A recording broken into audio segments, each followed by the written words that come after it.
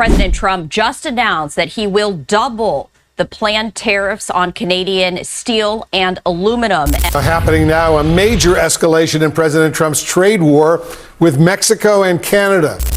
It started with a silence, the kind that settles when machines stop humming. General Motors' Oshawa plant in Ontario, once a symbol of North American manufacturing power, has shut its doors. Not because Canada is collapsing, but because it's winning.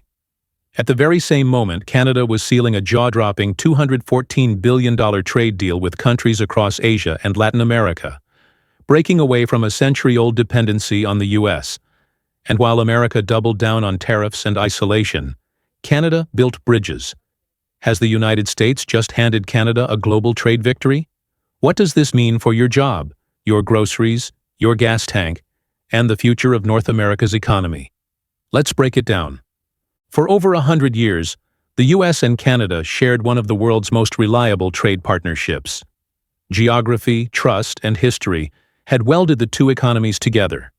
In fact, a staggering 34% of all Canadian exports flowed south to the United States, a symbol of mutual reliance. But that foundation began to crack in Trump's second term. Starting in 2023, the White House reignited its aggressive tariff strategy, this time with even sharper edges. Steel, aluminum, and automobile imports from Canada were slapped with tariffs as high as 50%, nearly double what they were during Trump's first presidency. The message was loud and clear: America first, at any cost. The response? Equally thunderous. During a tense visit to Washington, Canadian Prime Minister Mark Carney stunned the press with a chilling declaration.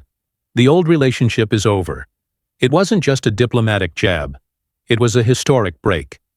Behind closed doors, murmurs of frustration turned into megaphone moments. The North American alliance was no longer sacred. And this was only the beginning.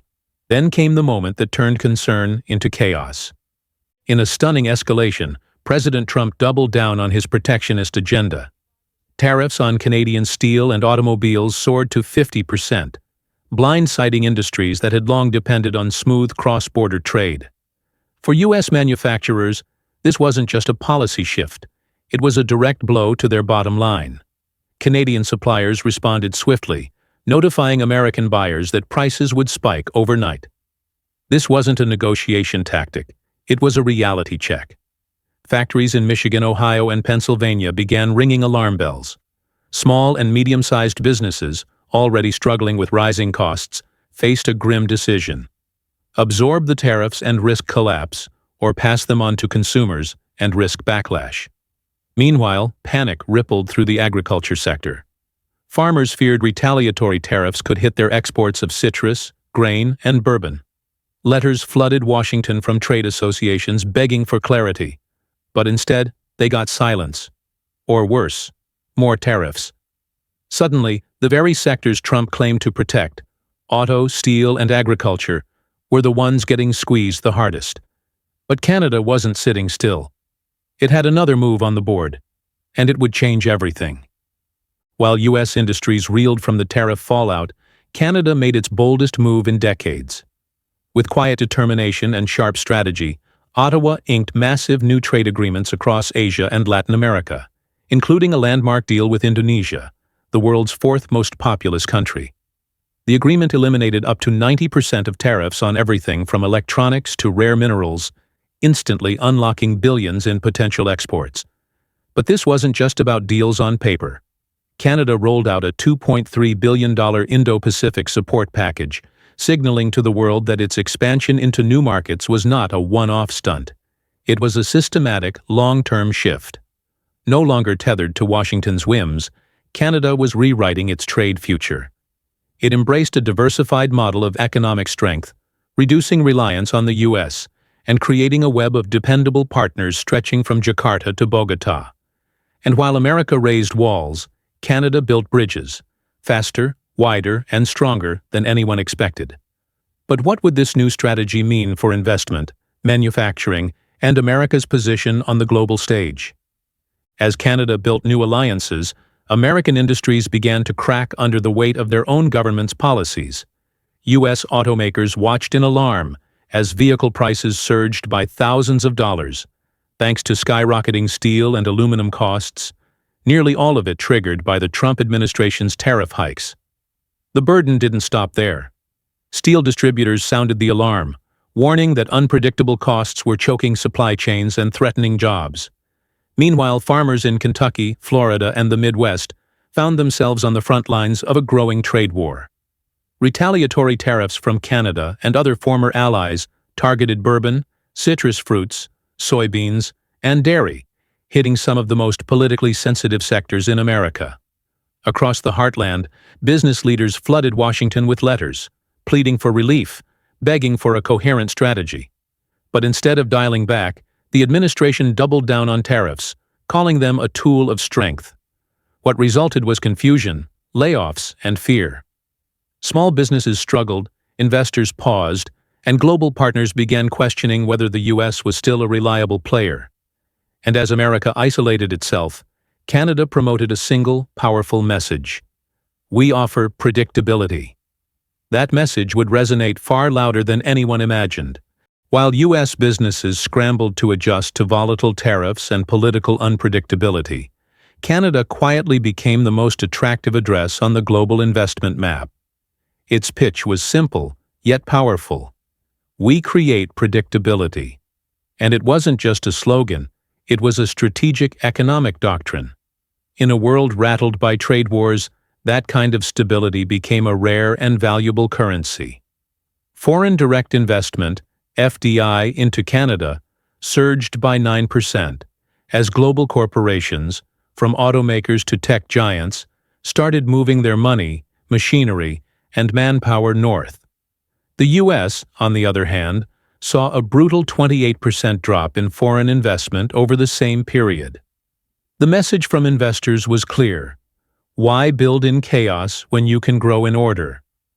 Canadian Prime Minister Mark Carney's administration rapidly expanded trade agreements with the EU, Japan, Australia, and India.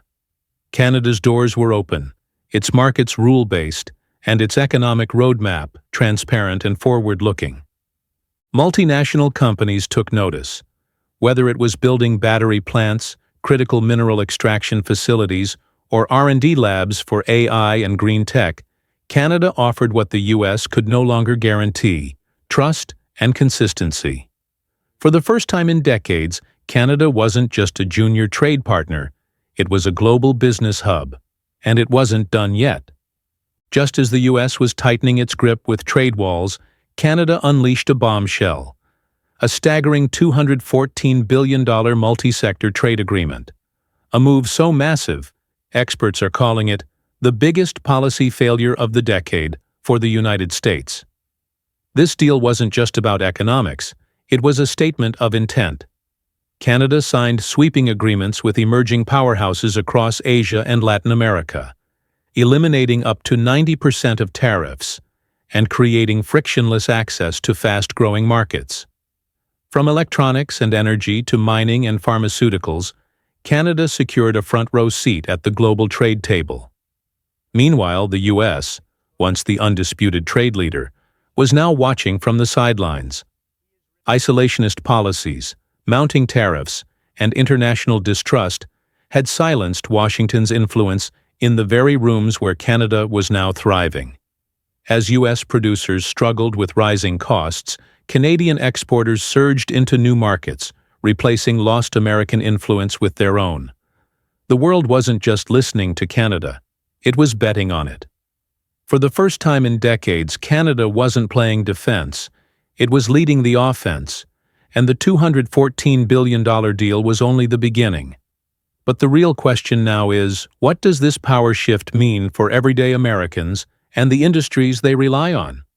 As tensions rose and tariffs tightened across the U.S., something unexpected happened. The world began pivoting toward Canada. With uncertainty plaguing American markets, Canada stepped up as the more reliable partner, rolling out strategic cooperation agreements in cutting-edge sectors like green energy, artificial intelligence, and critical minerals. These weren't just press releases, they were invitations to global investors to join a new economic era. European producers, once deeply embedded in U.S. supply chains, began shifting operations northward. Why risk sudden tariffs or policy reversals when Canada offered stable governance, clear trade terms, and open doors? While America built trade walls, Canada built bridges to Asia, to Europe, to Latin America. It wasn't just about business, it was about values, predictability, partnership, and long-term growth. Foreign companies opened campuses, launched R&D hubs, and invested billions in Canadian infrastructure, turning what was once a secondary market into a primary destination. Even industries traditionally tied to the U.S., like automotive, pharmaceuticals, and clean tech, were now hedging bets on Canada. The message was loud and clear. If the U.S. wants to isolate itself, the world is ready to move on, and Canada is ready to lead. In the short term, the U.S. may claim a few domestic wins.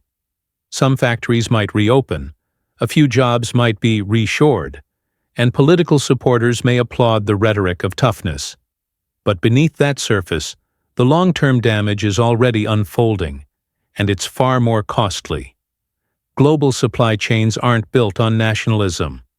They rely on trust, predictability, and mutual growth.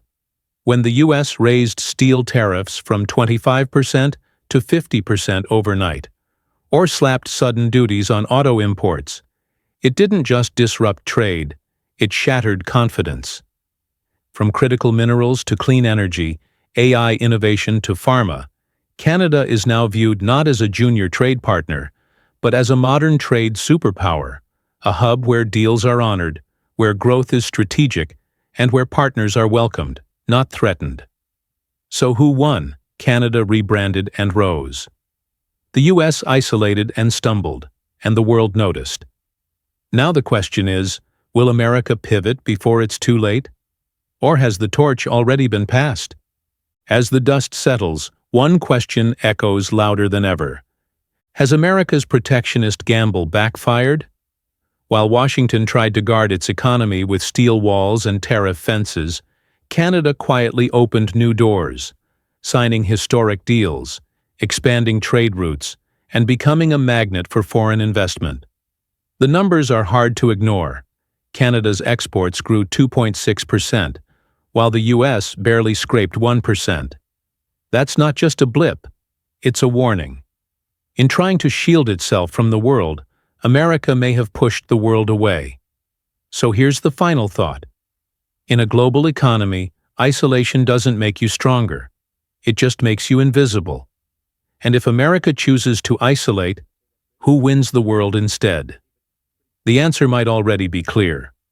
If you found this breakdown insightful and want to stay ahead on how global trade battles are reshaping your world, make sure to subscribe to our channel, smash that like button, and hit the bell icon so you never miss an update on the economic shifts that affect your job, your wallet, and your future.